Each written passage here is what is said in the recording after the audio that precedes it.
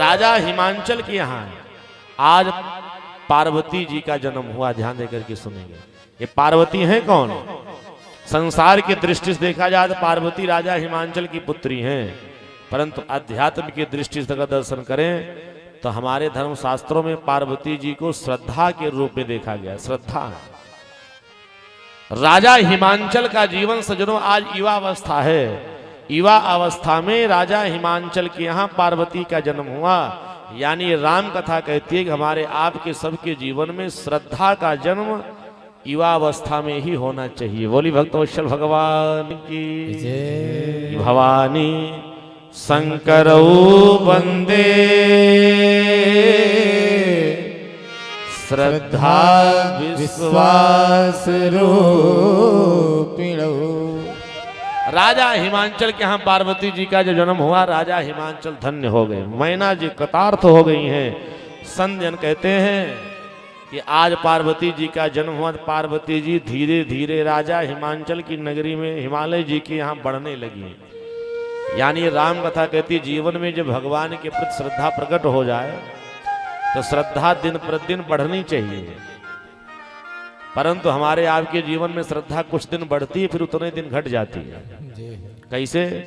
जैसे अब नवरात्र का समय आने वाला है, एक हफ्ते बाद लगभग 22 तारीख से नवरात्र का समय आएगा, तो नवरात्र के समय में सबके जीवन में बढ़िया श्रद्धा का प्राकट्य होगा। हर घर में कलश स्थापना होगी। सुबह शाम सजनों गौरी मैया की आरती ओम जय अम्बे गौरी गाई जाएगी। कितने लोग 9 दिन का नवरात्र व्रत रहते, कितने लोग प्रतिपदा और अष्टमी यानी पहले दिन और 8वें दिन व्रत रहते हैं। हर घर में कलश स्थापन, दीपक जलाए जाते, कन्याओं का पूजन होता है।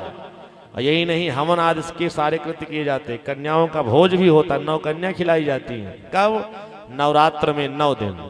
और नवरात्र का 9वां दिन जैसे पूर्ण होता है तो दुर्गा जी की फिर आरती होनी चाहिए। 6 महीने तक याद नहीं रहती। बोले भक्तवत्सल भगवान की जय। सावन का जैसे महीना आएगा ना, हर घर से लोटा जल भोलेनाथ के मंदिर में जाएगा। हर हर महादेव करते हुए हम लोग बिलपत धतूर मदार भांग की पत्ती सब ले जाकर के शिव जी को अर्पण करेंगे। 1 महीना याद रखना, 1 महीने तक तो भोलेनाथ याद रहते। हर घर में जय श्री ओंकारा की आरती होती है।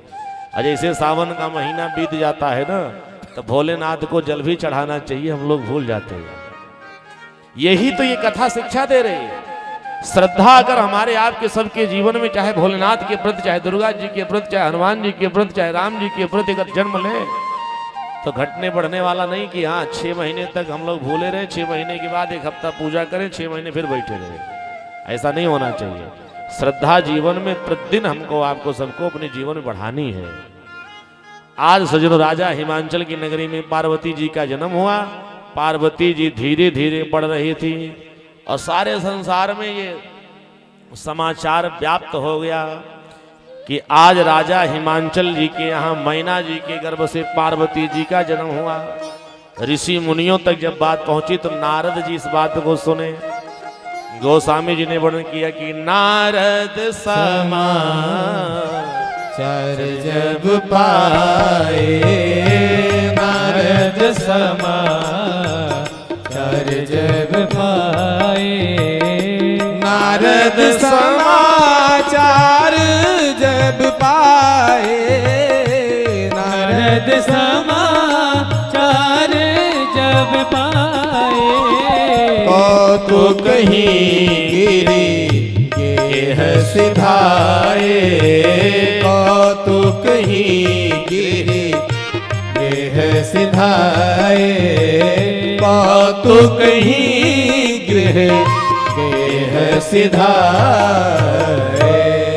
जैसे नारद जी को समाचार मिला कि इस धरती पर पार्वती जी का जन्म हुआ है, राजा हिमांचल के यहाँ हुआ है, तुरंत बीणा उठाए हर गुणगान करते हुए, बीणा बजाते हुए, नारायण नारायण का जप करते हुए राजा हिमांचल की नगरी में आज राजा हिमांचल के दरवाजे पर नारद जी पहुंचे। जैसे राजा हिमांचल की दृष्टि नारद जी पर पड़ी ना, राजा हिमांचल नारद जी को देख के प्रसन्न हो गए। क्यों?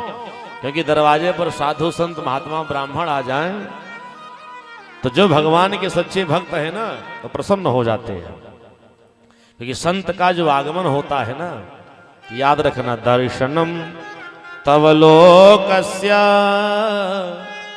सर्वथाग्रहरम परम। जीवन में सच्चे साधु संत महात्मा का जब दर्शन होता है तो जीवन की जो कष्ट हैं, कलमश हैं, कसाय हैं, पाप हैं, ताप हैं, संताप हैं, सबसे जीव मुक्त हो जाता है।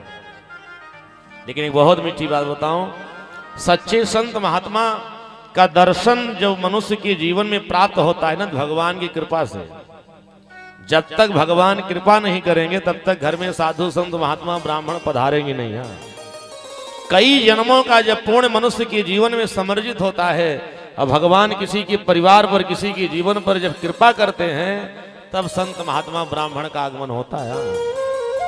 क्योंकि अब मोहि भा भरोस हनुमंता बिनु हरि कृपा मिले नहीं संता, बिनु हरि कृपा मिले नहीं संता।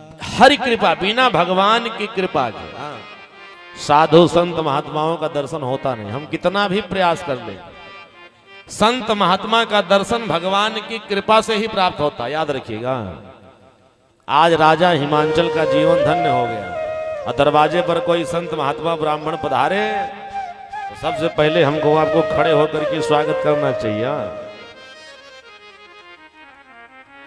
उसके बाद उस महात्मा को बैठने के लिए बढ़िया दिव्य स्थान, आसन होना चाहिए।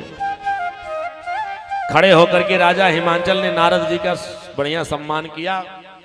एक दिव्य अनोखा अद्भुत सुवर्ण का आसन था जिस पर ले जाकर के नारद जी को बैठा दिया। बढ़िया सुंदर थाली में परात में जल लेकर के आए। नारद जी के चरणों का प्रक्षालन आज राजा हिमांचल ने किया।